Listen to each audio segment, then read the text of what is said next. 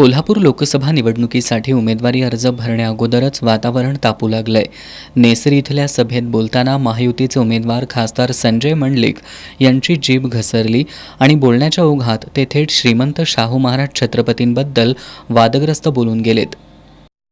आता जे महाराज साहेब जे आहेत ते कोल्हापूरचे आहेत का, वारसदार खरे आहेत का, हे सुद्धा कुठेतरी दत्तक झालेले आहेत। खरे वारसदार ते नाहीत।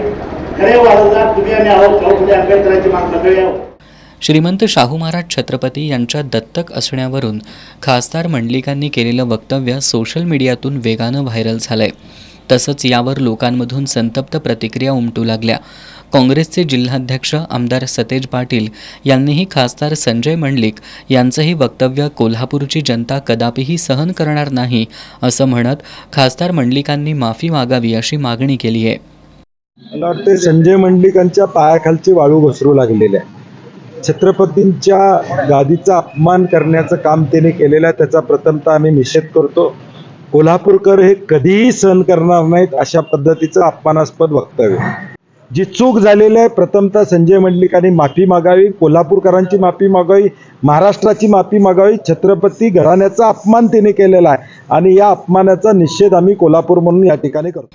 व्यक्तिगत टीका टाळण्याची सूचना देऊनही खासदार मंडलिकांनी आज केलेल्या वक्तव्याची महायुतीच्या नेत्यांनी सुद्धा दखल घ्यावी अशी मागणी करत आमदार सतेज पाटील यांनी सुरुवात त्यांनी केली आहे, शेवट कोल्हापूरची जनता करेल असं नमूद केलंय।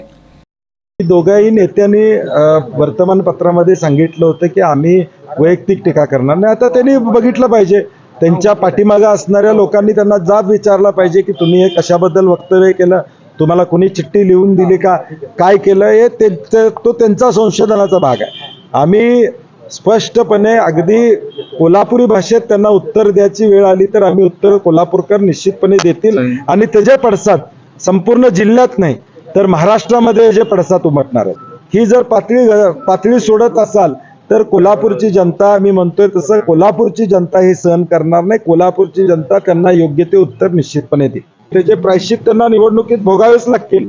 या कोल्हापुरातली जनता, शाहू महाराज प्रेमी, छत्रपती शिवाजी महाराजांच्या प्रेम असणारी जनता हे कदापिही सहन करणार नाही। त्याचं उत्तर त्यांना मताद्वारे या कोल्हापुरातल्या मातीतली माणसं, स्वाभिमानी माणसं, कोल्हापुरी बाणा निश्चितपणे दाखवल्याशिवाय गप बसणार नाहीत हे मी सांगू। नाही, सुरुवात त्यांनी केलेलं आहे, त्याचा एंड आम्ही निश्चितपणे जनता कोल्हापूरची त्याचा एंड करेल। राष्ट्रवादी काँग्रेस शरदचंद्र पवार पक्षाचे प्रदेशाध्यक्ष जयंत पाटील यांनी सुद्धा कोल्हापूरकर छत्रपतींचा अपमान सहन करणार नाहीत असं सांगत खासदार मंडलिकांचा तोल गेल्यामुळं त्यांनी केलेल्या या वक्तव्यामुळं त्यांची मतं आणखी कमी होतील असं म्हटलंय।